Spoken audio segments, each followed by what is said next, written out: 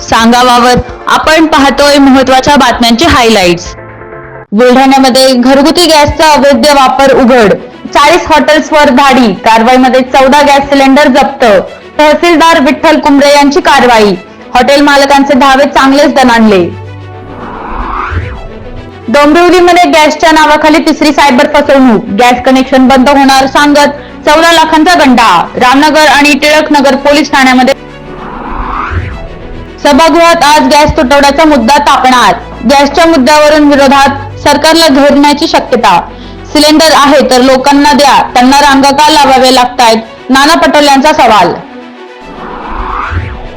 विधानसभेत धर्मांतर विरोधी विधेयक सादर, सभागृहात 3 दिवस वादळी चर्चेची शक्यता, बळजबरी होणाऱ्या धर्मांतराला चाप बसणार। सरकारनं गॅस तुटवड्याचं वास्तव जनतेला सांगावं, गॅसच्या तुटवड्यावर सर्वपक्षीय बैठक बोलवा, सुप्रिया सुळेंची पंतप्रधानांकडे मागणी। मुख्यमंत्री देवेंद्र फडणवीसांच्या आवाहनानंतरही पुणेकरांच्या गॅस सिलेंडरसाठी रांगा, घरगुती गॅस सिलेंडरचा तुटवडा नसल्याची मुख्यमंत्र्यांची पुण्यात माहिती।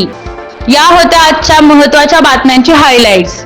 अशा विविध घडामोडी जाणून घेण्यासाठी सबस्क्राइब करा सांगावा, पाहत रहा सांगावा।